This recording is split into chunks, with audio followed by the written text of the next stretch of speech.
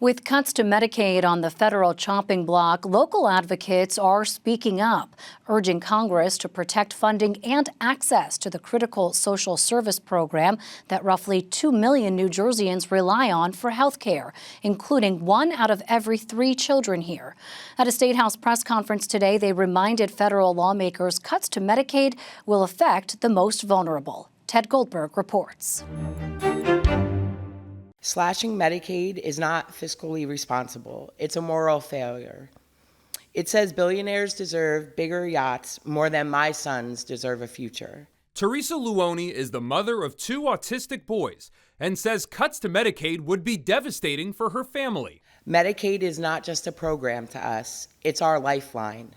It provides the therapies that help my sons eventually speak a word, hold my hand, or look into my eyes. And without these services, my boys cannot continue to grow into the independent, productive citizens they are capable of becoming. NJ Family Care is how New Jersey manages Medicaid, providing services to 1 in 5 people statewide.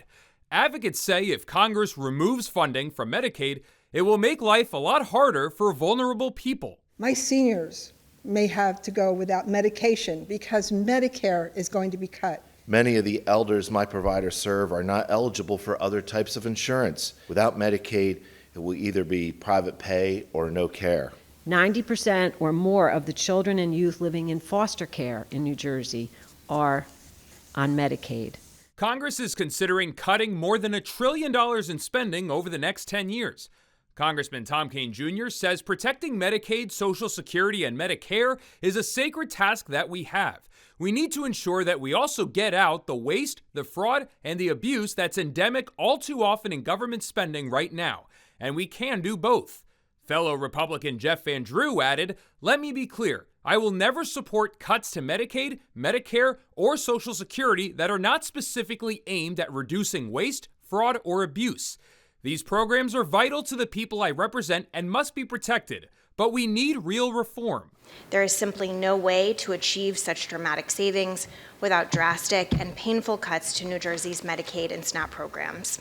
Sarah Edelman leads New Jersey's Department of Human Services, which manages NJ Family Care.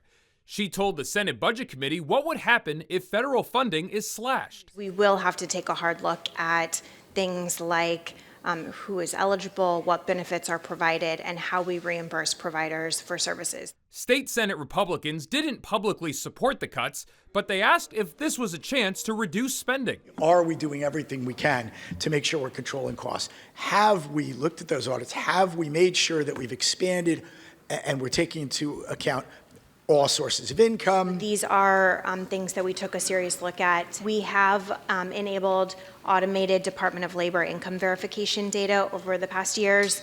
And then on top of that, we continue to use verified current income using Equifax. Senator Michael Testa also questioned Edelman over Cover All Kids, a state initiative that provides health care to all children regardless of immigration status. We're really proud that New Jersey is a state that provides universal access to affordable, accessible, high-quality health care for all children. That's a value that we hope the budget process will continue to support. Republican Congressman Chris Smith also voted for the cost-cutting budget, while all of New Jersey's Democrats voted against it. The GOP has a 7-member edge in the House, so every vote will count when it comes to possible cuts. At the State House, I'm Ted Goldberg, NJ Spotlight News.